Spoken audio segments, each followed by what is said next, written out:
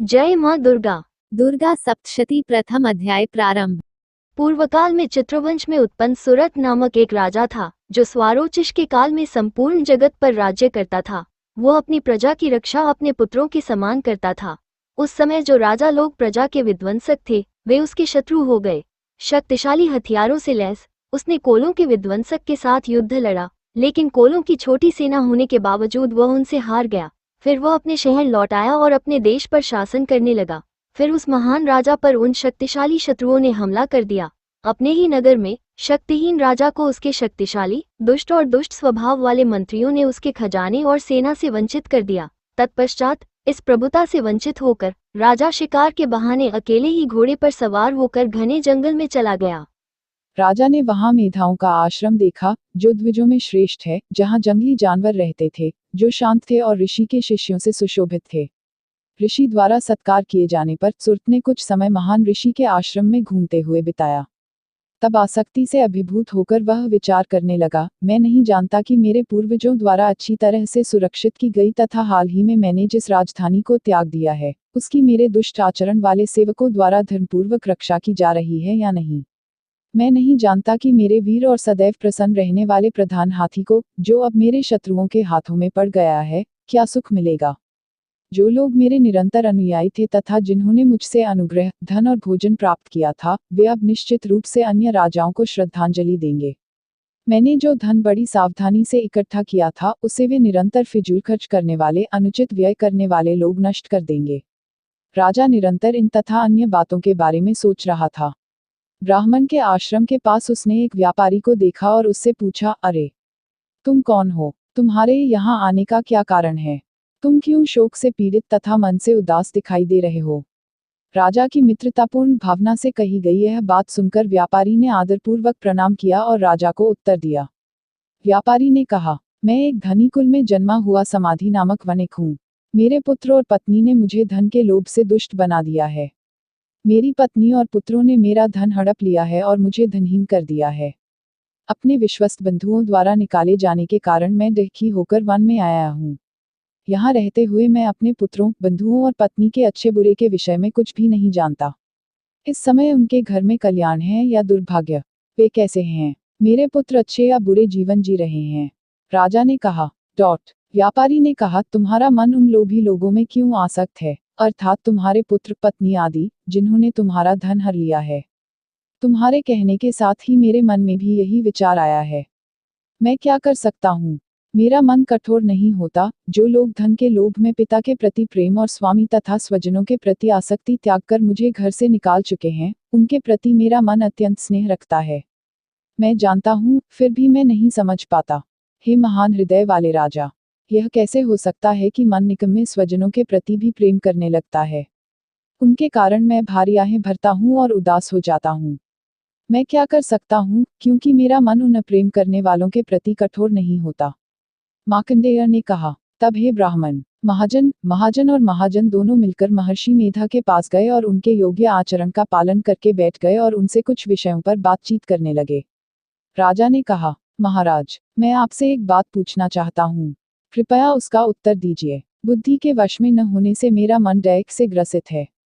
यद्यपि मैं राज्य को खो चुका हूँ, तथापि मैं जानता हूँ कि अज्ञानी मनुष्य की भांति मैं राज्य के समस्त पदार्थों में आसक्त हूँ।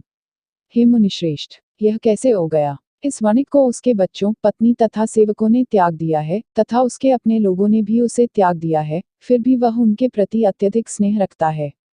इस प्रकार वह और मैं दोनों ही उन वस्तुओं के प्रति आसक्त होकर, जिनके दोषों को हम जानते हैं, अत्यधिक दुखी हैं।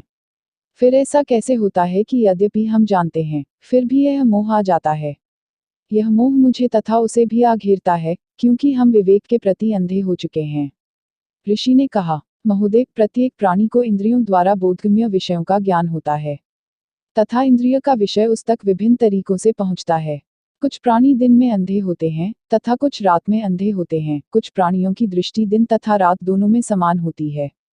मनुष्य निश्चित रूप से ज्ञान से संपन्न है, लेकिन केवल वही ऐसा प्राणी नहीं है जिसे यह ज्ञान प्राप्त है, क्योंकि मवेशी, पक्षी, पशु तथा अन्य प्राणी भी इंद्रिय के विषयों को जानते हैं। जो ज्ञान मनुष्य के पास है, वही ज्ञान पशु पक्षियों के पास भी है, और जो उनके पास है और जो उनके पास है वही ज्ञान मनुष्य के पास भी है, और शेष सब जैसे खाना पीना दोनों के पास है। इन पक्षियों को देखो जो ज्ञान रखते हुए भी स्वयं भूख से व्याकुल हैं, फिर भी मोह के कारण अपने बच्चों की चोंच में दाने डाल रहे हैं।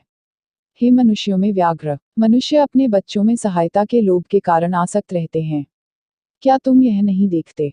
इसी प्रकार मनुष्य भी मोह के भंवर में, मोह के गड्ढे में, महामाया के बल से फेंके जाते हैं, जो जगत का अस्तित्व संभव बनाती है। इस पर आश्चर्य मत करो। यह महामाया जगत के स्वामी भगवान विष्णु की योग निद्रा है।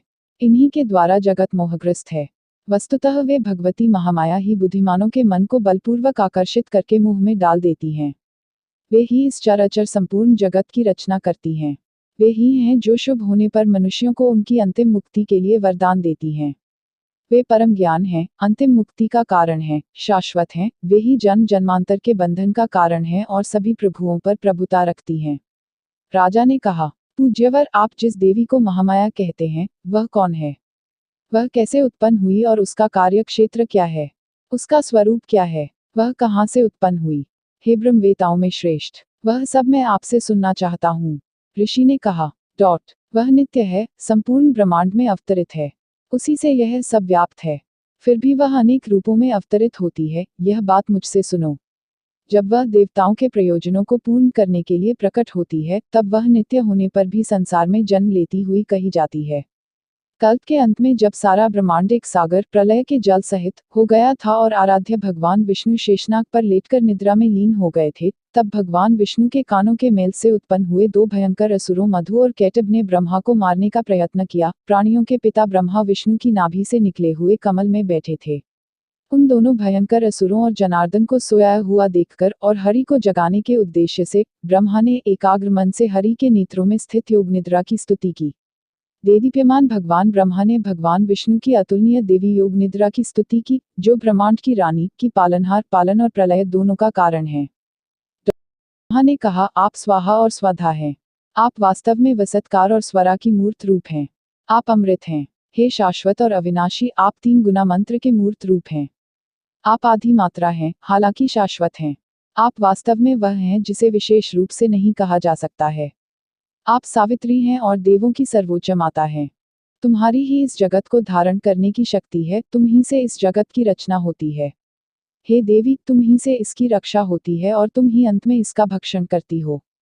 हे संपूर्ण जगत की स्वरूपा, तुम ही सृष्टि के समय सृजनात्मक शक्ति स्वरूपा हो, पालन के समय रक्षा करने वाली शक्ति स्वरूपा हो और प्रलय के समय संहार करने वाली शक्ति स्वरूपा हो। तुम ही परम ज्ञान भी हो, महान अज्ञान भी हो, महान बुद्धि और ध्यान भी हो, महान मोह भी हो, महान देवी भी हो और महान आसुरी भी हो। आप तीनों गुणों को बल प्रदान करने वाली, सभी का मूल कारण हैं। आप समय समय पर होने वाले प्रलय की अंधेरी रात्रि हैं। आप अंतिम प्रलय की महान रात्रि हैं, तथा मोह की भयंकर रात्रि हैं। आप सौभाग्य की देवी हैं, शासक हैं, विनय, ज्ञान से युक्त बुद्धि, लज्जा, पोषण, संतोष, शांति तथा सहनशीलता हैं। तलवार, भाला, गदा, चक्र, शंख, धनुष, बाण, गोफन तथा लोहे की गदा से सुसज्जित आप भयानक हैं, तथा साथ ही आप मनभावन हैं। हाँ, सभी मनभावन चीजों से अधिक मनभावन हैं तथा अत्यंत सुंदर हैं। आप वास्तव में सर्वोच्च ईश्वरी हैं, जो ऊंच नीच से परे हैं। जो भी वस्तु जहाँ कहीं भी विद्यमान है, चेतन या अचेतन, जो भी शक्ति उसमें है, वह सब आप ही हैं। हे आप जो सबकी आत्मा हैं, मैं आपकी इससे अधिक प्रशंसा कैसे कर सकता हूँ? आपके द्वारा जो जगत का सृजन, पालन और भक्षण करता है, वह भी सो जाता है। यहाँ कौन आपकी प्रशंसा करने में समर्थ है? आपकी स्तुति कौन कर सकता है, जिन्होंने हम सबको, विष्णु, मुझे और शिव को देहधारी बनाया है? हे देवी, इस प्रकार स्तुति होने पर आप अपनी श्रेष्ठ शक्तियों से इन दो अजेय असुरों मधु और कैटभ को मोहित कर दीजिए। जगत के स्वामी भगवान विष्णु शीघ्र ही निद्रा से जाग उठें और अपनी प्रकृति को जागृत करके इन दो महान असुरों का वध करें। ऋषि ने कहा, वहां ब्रह्माजी द्वारा इस प्रकार स्तुति की गई मोहिनी देवी ने मधु और कैटभ के संहार के लिए भगवान विष्णु को जगाने के लिए उनके नेत्र, मुख, नासिका, भुजाएं, हृदय और वक्षस्थल से अपने को बाहर निकाला और अज्ञेय जन्म वाले ब्रह्मा के सामने प्रकट हुई। उनसे विरक्त होकर जगत के स्वामी जनार्दन समुद्र में अपने शयन से उठे और देखा कि मधु और कैटभ नामक दो दुष्ट असुर, जो अत्यंत पराक्रमी और बलवान थे, क्रोध से लाल आंखें लिए हुए ब्रह्मा को खाने के लिए प्रयत्न कर रहे थे। तब सर्वव्यापी भगवान विष्णु उठे और अपनी भुजाओं को शस्त्र बनाकर 5000 वर्षों तक असुरों के साथ युद्ध किया।